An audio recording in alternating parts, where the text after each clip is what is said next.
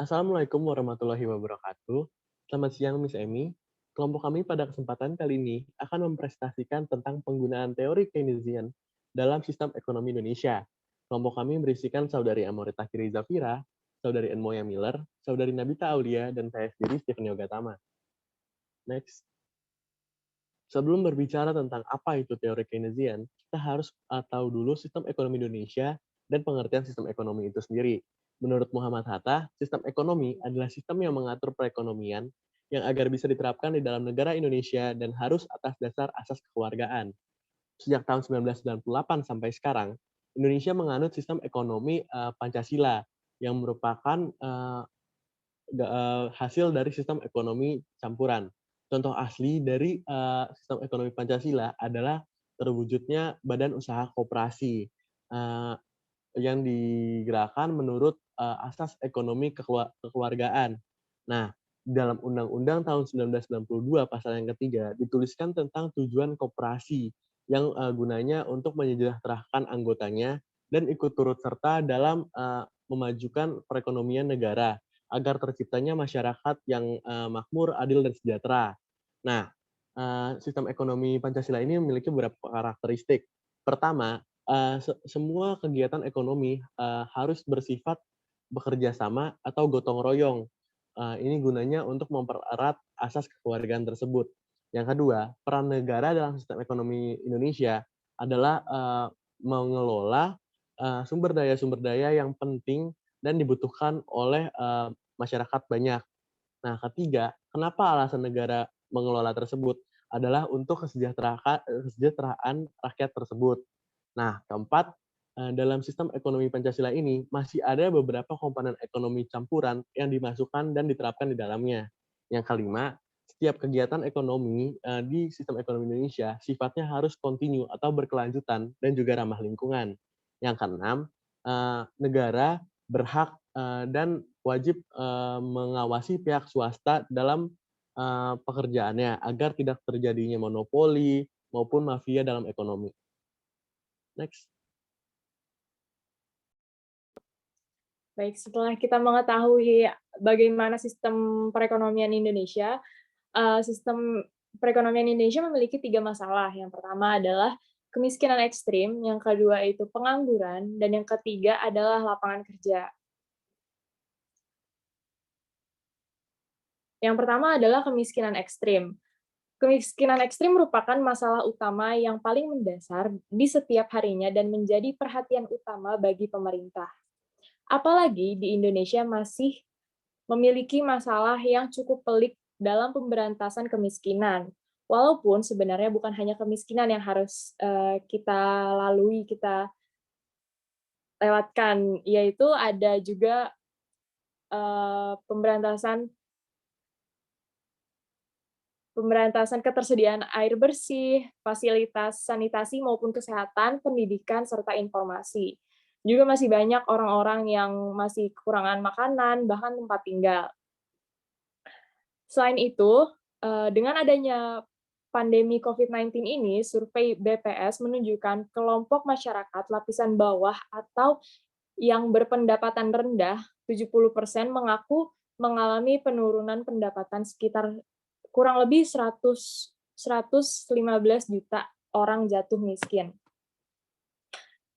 Pada Bank Dunia sendiri mendefinisikan kemiskinan ekstrim terjadi apabila negara tersebut memiliki penduduk yang pendapatannya kurang dari 1,9 US dollar setiap harinya. Dan data terakhir di Bank Dunia saat ini, tingkat kemiskinan ekstrim di Indonesia mencapai 3.371% terhadap total penduduk di Indonesia. Angka tersebut setara dengan 9,91 juta jiwa di Indonesia. Selanjutnya.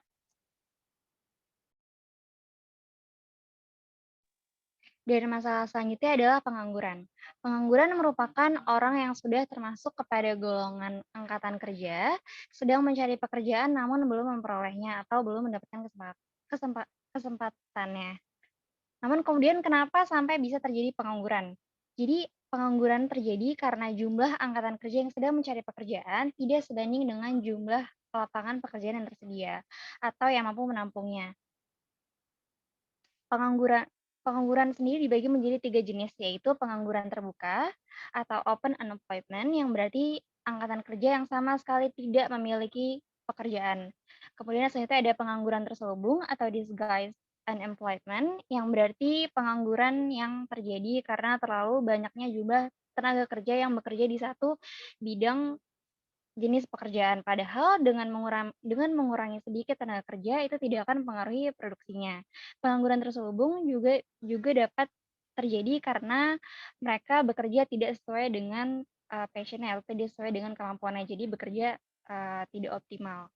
Dan yang terakhir adalah setengah menganggur atau underemployment, yaitu pengangguran yang sebenarnya bekerja namun sudah selesai waktunya, atau pengangguran yang terjadi karena tenaga kerja tidak bekerja secara optimal, karena tidak ada pekerjaan untuk sementara waktu. Dan karena data tersebut, pemerintah terus berupaya mencari jalan keluar demi mengatasi permasalahan ini. Namun nyatanya tidak semua pengangguran benar-benar tidak memiliki pemasukan. Jadi akibat dari dampak COVID-19 ini memang tidak main-main karena begitu banyak masyarakatnya yang terkena imbasnya seperti PHK. Pemerintah akhirnya menyiapkan rancangan pemerintah baru yang berpayung hukum RUU Cipta Kerja, yaitu tentang penyelenggaraan program jaminan kehilangan pekerjaan atau JKP. Memang sebelumnya sudah diatur dalam Undang-Undang Dasar Nomor 13 Tahun 2003 tentang Ketenagakerjaan. Namun sekarang masih sedang terus di-upgrade lagi. Jadi kebijakan ini tentu saja lebih membantu. Dan lanjut ke JKP, Menteri Ketenagakerjaan Ida Fauzia mengungkapkan setidaknya ada 3 sumber pendapatan untuk para korban PHK, di antara ada APBN, iuran jaminan sosial, dan dana operasional BPJS Ketenagakerjaan. Next. Selanjutnya adalah masalah yang hingga sampai detik ini masih terus menjadi fokus pemerintah dan masih terus dicari jalan keluarnya, itu adalah penciptaan lapangan pekerjaan. Umumnya lapangan pekerjaan merupakan suatu bidang mengenai kegiatan usaha maupun perusahaan instansi yang ditempati agar orang bisa bekerja. Menteri Koordinator Perekonomian Erlangga Hartarto mengatakan bahwa ada 29,12 juta warga negara Indonesia yang sedang membutuhkan lapangan pekerjaan, dan jumlah tersebut merupakan korban yang terdampak dari pandemi COVID-19. Dan namun ada pula tantangan menciptakan lapangan kerja di Indonesia. Jadi kenapa banyak sekali orang menganggur di Indonesia? Karena di Indonesia sendiri memiliki tantangan untuk menciptakan lapangan kerja sendiri. Itu adalah menurut Menteri Ketenagakerjaan Ida Fauzia menyebutkan bahwa lapangan kerja baru akan tercipta di 2021 seiring proses pemulihan ekonomi Indonesia. Namun di tengah besarnya kebutuhan tersebut, Ida mengaku bahwa iklim penciptaan lapangan pekerjaan di Indonesia belum bersahabat, di mana tingkat kemudahan berusaha Indonesia berada pada peringkat 73, dan angka ini jauh di bawah negara-negara lainnya yang menjadi kompetitor di Indonesia. Dan dibutuhkan sebuah regulasi yang dapat melakukan reformasi struktural dan transformasi ekonomi untuk merespon dengan cepat tantangan tersebut, sehingga kita dapat segera memulihkan perekonomian dan sektor ketenagakerjaan di Indonesia.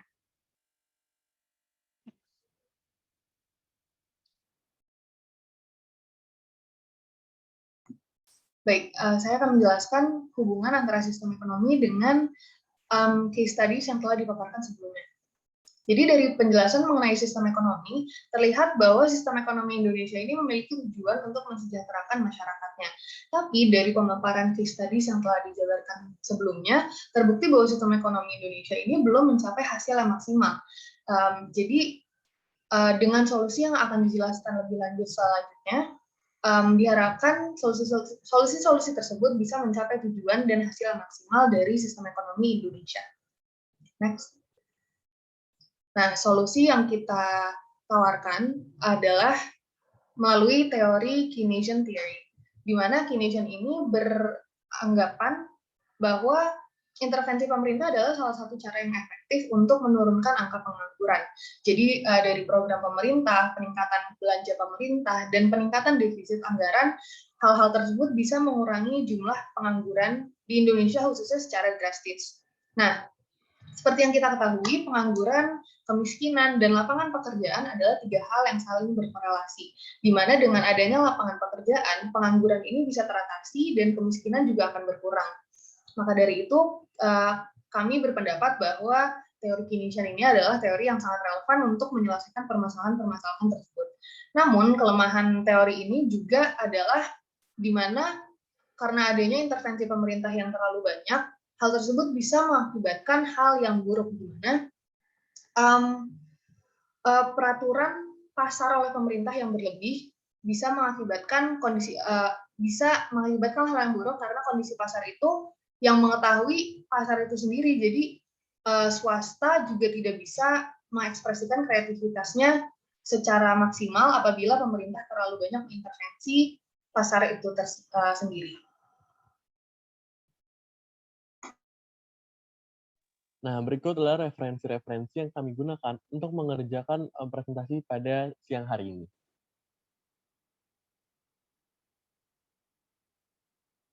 Sekian presentasi dari kami. Terima kasih atas perhatiannya. Assalamualaikum warahmatullahi wabarakatuh.